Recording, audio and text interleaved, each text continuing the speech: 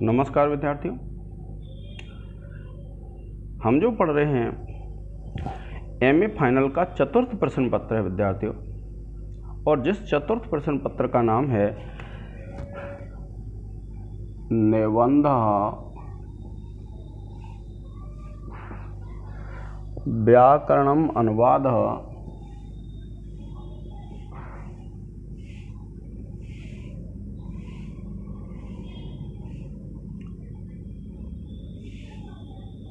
अनुवाद व्युत्पत्ति प्रदर्शनम, ये है। जब आप इस पेपर को देखेंगे और इस पेपर को जब आप देखेंगे तो क्या है, देखिए ये जो निबंध है, निबंध 20 नंबर का है। आपको ध्यान रखना है कि ये निबंध वेद पे आपको याद कर लेना है।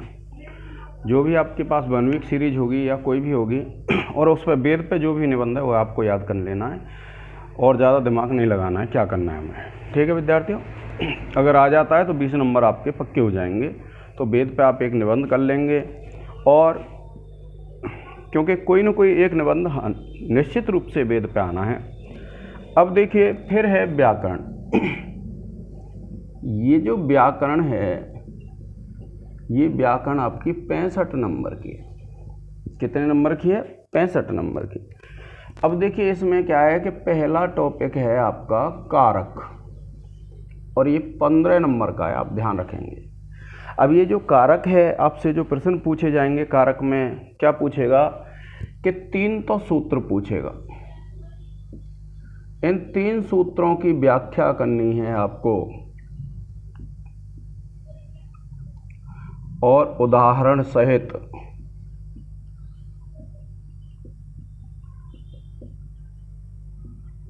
सहित 3 सूत्र 6 दे सकता है आपको, 4 दे सकता है, उनमें से 3 की व्याख्या पूछेगा आपसे। और ये जो है विद्यार्थी, प्रत्येक जो सूत्र है वह 3-3 नंबर का होगा, यानी 3 सूत्र 3-3 नंबर के, ये 9 नंबर का हो जाएगा आपका। जैसे मान लीजिए उसने सूत्र दे दिया आपको, कौन सा दे दिया,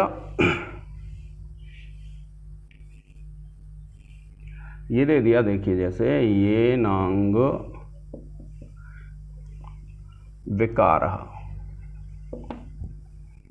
ये दे दिया जैसे सह युक्ते अप्रधान, यह दे दिया जैसे मान लीजिए भुवः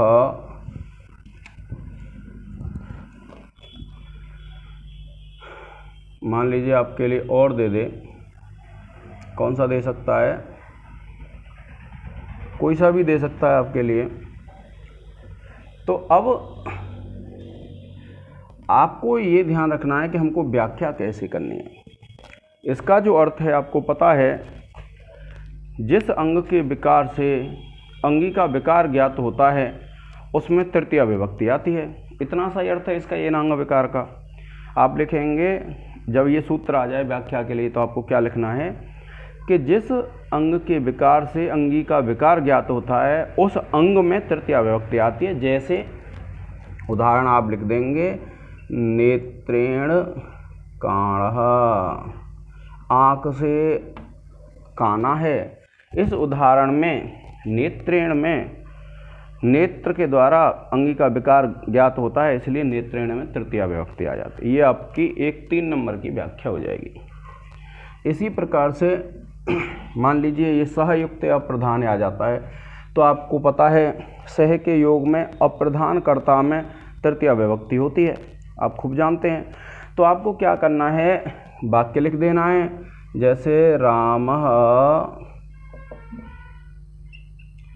लक्ष्मणेन सह वनम गच्छति। राम लक्ष्मण के साथ वन जाता है। आप उदाहरण लिखेंगे, आप लिखेंगे लक्ष्मण जो पद है वह अप्रधान करता है, और अप्रधान करता है, इसलिए सहयुक्त अप्रधान सूत्र से क्या होगा कि अप्रधान जो करता है उसमें कौन सी विभक्ति आ जाएगी, तृतीय आ जाएगी। इतनी सी व्याख्या करनी है, 3 सूत्र आएंगे, आपने शुरू से पढ़ रखे हैं कौन से सूत्र होते हैं, और अगर नहीं पढ़े होंगे तो कारक सूत्रों की व्याख्या मेरे द्वारा रीट संस्कृत भाई अनिल चौधरी के नाम से मिल जाएगा, आपको चैनल पर सर्च करेंगे यूट्यूब पर तो आपको मिल जाएगा। तो इस प्रकार से हमें इतना सा लिखना है बस, और कुछ नहीं लिखना है। जैसे सहयुक्त प्रधान आ जाता है तो आपको क्या करना है, सह के योग में अप्रधान कर्ता में तृतीया विभक्ति होती है, अर्थात उस सूत्र का जो अर्थ होता है वह लिखना है। फिर आपको उदाहरण लिख देना है, जैसे राम लक्ष्मणेन सह वनम गच्छति, राम लक्ष्मण के साथ वन को जाते हैं, यह जो है तो इसमें क्या है आपकी तृतीया विभक्ति हो जाएगी। अब देखिए दूसरा तरीका क्या होगा, ये तो हो गए आपके 3 नंबर के 9 नंबर के। फिर आपको 2 उदाहरण देगा, जैसे मान लीजिए यह वाक्य दे दिया और यह वाक्य दे दिया, तो इसको जैसे रेखांकित कर दिया लक्ष्मण को, तो आपसे पूछेगा कि इस लक्ष्मण पद रेखांकित पद में कौन सी विभक्ति है। जैसे मान लो ये वाक्य आ गया तो आप क्या लिखेंगे, रेखांकित पद में तृतीया विभक्ति है, और आपको सूत्र लिखना है और आप लिख देंगे जैसे ये सूत्र है, सहयुक्ते अप्रधाने, सूत्र से तृतीया विभक्ति है। और ये आपका 2 नंबर का आएगा, 2 प्रश्न पूछेगा और 3 नंबर का, इस प्रकार से 6 नंबर आ जाएंगे विद्यार्थियों। 9 और 6 15 नंबर का है, ठीक है। उसके बाद देखिए कारक हैं, आपने खूब पढ़े हैं, शुरू से ही पढ़ते आ रहे हो, कारक का जो अनुवाद पढ़ रहे हैं तो उसमें 2 तरीके से पूछेगा, मैंने आपको बता दिया। दूसरा टॉपिक है देखिए कृदंत। ये जो कृदंत प्रकरण है ये 15 नंबर का है, और इस 15 नंबर में आपसे क्या करेगा, 3 तो सूत्र पूछेगा। कितने पूछेगा, 3 सूत्र पूछेगा 3, और ये तीनों 3 नंबर के होंगे, ये 9 नंबर का विद्यार्थी।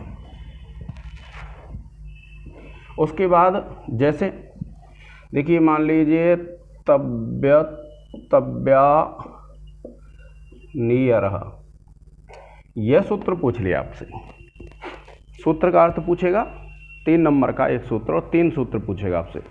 तो 3 सूत्र पूछेगा तो आपको क्या, 2 सूत्र पूछेगा विद्यार्थियों, और जब 2 सूत्र पूछेगा तो आपको क्या करना है, इस सूत्र का जो अर्थ है, जैसे भाव और कर्म में, जब आप कृदंत प्रकरण देखेंगे मेरा व्याकरण का, तो भाव और करण में, ये कृदंत प्रकरण भी इसी में मिल जाएगा आपको, MA का है। और भाव और करण में धातु से, भाव और कर्म में धातु से तव्यत, तव्य और अनियर प्रत्यय होते हैं, इतना अर्थ है इसका। जब आप उसको देखेंगे कि धातु से भाव और कर्म में तव्यत, तव्य और अनियर प्रत्यय होते हैं, ठीक है।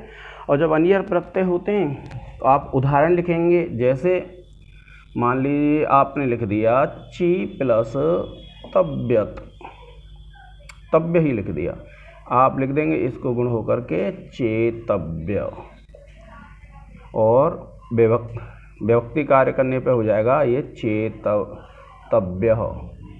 इस प्रकार से आपको करना है, यानी सूत्र का अर्थ और उदाहरण बता देना है, एक कोई सा भी जो आपको सरल लगता है। जैसे क्री धातु से आपने अनियर लगा करके, मान लीजिए आपने क्री धातु में अनियर लगा के बता दिया, जैसे क्री प्लस अनियर, और ये बन जाएगा करणीय। तो आपको क्या करना है, उस सूत्र का अर्थ लिखना है, और अर्थ लिखने के साथ ही उसका उदाहरण भी बता देना है। तो 2 सूत्र पूछेगा, और ये जो 2 सूत्र हैं विद्यार्थियों आपके लिए 6 नंबर के हो जाएंगे, 6 नंबर के। फिर आपके लिए क्या करेगा वो, 9 नंबर के लिए आपको सिद्धियां देगा। जैसे मान लो ये तो सूत्र का हो गया, फिर वो आपसे क्या पूछेगा, सिद्धि पूछेगा रूपों की। 3 सिद्धि पूछनी है रूपों की। कैसे, जैसे आपको उसने दे दिया, मान लीजिए आपको चेतव्य शब्द दे दिया, तो आपको इसकी सिद्धि करनी है। जब कृदंत प्रकरण पढ़ेंगे तो आपको सिद्धियां मिल जाएंगी। चयनीय दे दिया, शिष्य दे दिया, ये ऐसे हैं,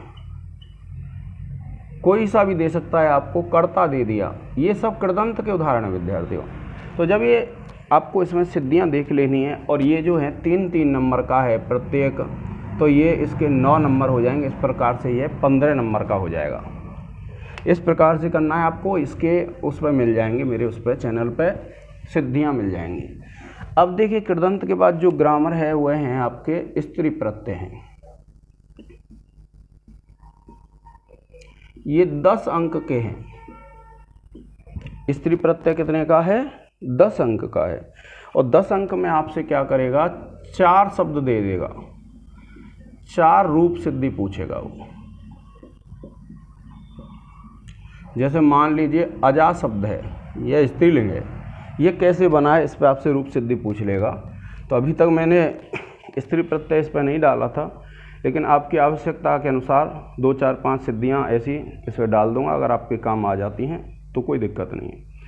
अब देखिए ये आपके 4 होंगे और ये 2 सही 1/2 यानी 2.5 नंबर के होंगे, और ये 10 नंबर हो जाएंगे आपके। इसके बाद विद्यार्थियों आप पढ़ेंगे, इसमें अगला टॉपिक है समास। ये 15 नंबर का है। वही प्रक्रिया रहेगी समास में। आपसे पहले तो 2 सूत्र पूछेगा। 2 सूत्र हैं। मान लीजिए आपसे पूछ लिया तत्पुरुषः, तो आपको इसका अर्थ लिखना है। आपसे पूछ लिया मान लीजिए अव्ययी भावः, तो इसका आपको अर्थ लिखना है। क्या अर्थ है? मैंने समास प्रकरण कुछ करा दिया है और कुछ चल रहा है, तो अगर आपको लाभ मिल सकता है तो आप चैनल पे देख लेंगे तो आपको यह मिल जाएगा। उसके बाद देखिए ये जो है, फिर आपसे क्या है इसमें, ये 6 नंबर का है विद्यार्थी टॉपिक, और फिर पूछेगा आपसे 3 रूपों की सिद्धियाँ। जैसे मान लीजिए आपको दे दिया यथाशक्ति, आपको दे दिया कृष्ण सिरतः, तो मैंने अपने चैनल पर सिद्धियां कराई हुई हैं, आप देख लेंगे सिद्धि किस प्रकार से करनी होती है हमको। फिर देखिए तद्धित है, तो तद्धित जो है विद्यार्थियों, ये तद्धित मैंने अभी कराया भी नहीं है, ये 15 नंबर का है और ना ही मैं इसको कराऊंगा। सॉरी 10 नंबर का है तद्धित। कितने नंबर का है? 10 अंक का है। तो मैंने ना तो इसको कराया है और ना ही मैं विद्यार्थियों आपको कराऊंगा। फिर देखिए अनुवाद है, ये 10 नंबर का विद्यार्थियों। एक कोई भी गद्यांश आपको दे सकता है। जिस प्रकार से आप एक एक वाक्य का अनुवाद करते हैं, वैसे ही आप पूरे गद्यांश का अनुवाद कर सकते हैं। तो आप अनुवाद मेरे उस चैनल पर देख लेंगे तो आपको अनुवाद में कोई भी दिक्कत नहीं आएगी। कोई भी गद्यांश आए आप उसका अनुवाद आराम से कर सकते हैं। और फिर ये है व्युत्पत्ति। तो ये विद्यार्थियों मुझे पता नहीं है, क्योंकि हमारे यहाँ तो पूछी नहीं जाती है। क्या पूछते हैं इसमें? अगर कोई छात्र मेरे टेलीग्राम चैनल पर पेपर डाल देगा पुराना अपनी 1 वीक सीरीज़ में से, तो मैं आपको व्युत्पत्ति बता दूंगा क्या क्या है। तो आपकी 1 वीक में पुराने सालों के पेपर होंगे, तो आप कोई भी एक जो चतुर्थ पेपर है उसकी फ़ोटो खींच करके मेरे टेलीग्राम चैनल पर डाल देना, तो मैं आपको ये बता दूंगा कि आपको व्युत्पत्ति किस प्रकार से करनी है। तो अब देखिए जब हम इसको पूरा देखते हैं विद्यार्थियों, तो देखिए 20 नंबर के तो हो गए निबंध। फिर देखिए कारक हैं 15 नंबर के। फिर उसके बाद कृदंत है 15 नंबर। फिर उसके बाद देखिए स्त्री प्रत्यय हैं 10 नंबर। फिर है समास 15 नंबर का, और फिर तद्धित है 10 नंबर, अनुवाद 10 नंबर और व्युत्पत्ति 5 नंबर की है। अब जब आप इसको देखेंगे तो मेरे द्वारा जो उपलब्ध कराया हुआ है, देखो एक तो आपको निबंध आप उसमें से कर लेना, एक वेद पे निबंध याद कर लेना है आपको, कैसे भी पूछ ले आपसे घुमा के, कैसे भी घुमा के पूछ ले, आपको वेद पे एक निबंध याद कर लेना है और उसी निबंध को बार बार आपको उस पर लिखना है। बार बार लिख के प्रैक्टिस करें, अभी 2-3 दिन है, 4 तारीख को पेपर है आपका। फिर उसके बाद देखिए जहाँ तक है वेद पे आ जाएगा, कैसे भी पूछ ले घुमा के आपको वही निबंध लिखना है। कारक हैं मिल जाएंगे, कृदंत है मिल जाएगा, समास का कुछ टॉपिक मिल जाएगा, अनुवाद मिल जाएगा आपको। तो 15 30 और 15 45 और 10 55 नंबर का ये टॉपिक है विद्यार्थियों, और 20 नंबर का निबंध। आपको क्या है, 100 नंबर के पेपर में से केवल 50 नंबर का यानी 50% करना है। तो ये चीज़ें आपकी उस पे हैं, ये वेद का निबंध भी है, ये सब चीज़ें उसमें पड़े हुए हैं। जब आप उस पर देखेंगे तो आपको चैनल पे ये सब मिल जाएगा विद्यार्थियों। तो आप अपना अध्ययन सुचारू रूप से करते रहें, जैसे मैंने आपको बताया है। तो ये सब चैनल पे विद्यमान है। फिर भी आपको कोई दिक्कत होती है तो कमेंट्स बॉक्स में लिख दें, और आपके जो साथी हैं उन सभी को इसका वीडियो का लाभ मिल सके, इसलिए आप सभी ऐसा करें कि इस चैनल को सब्सक्राइब कर लें, क्योंकि इस चैनल के सब्सक्राइब करने से जो भी मैं वीडियो डालूँगा वह आपको तुरंत मिल जाएगी, और जब आपको शीघ्र मिल जाएगी तो आप उसका लाभ उठा पाएंगे। ठीक है विद्यार्थियों, तो आज के इस लेक्चर में इतना ही। धन्यवाद।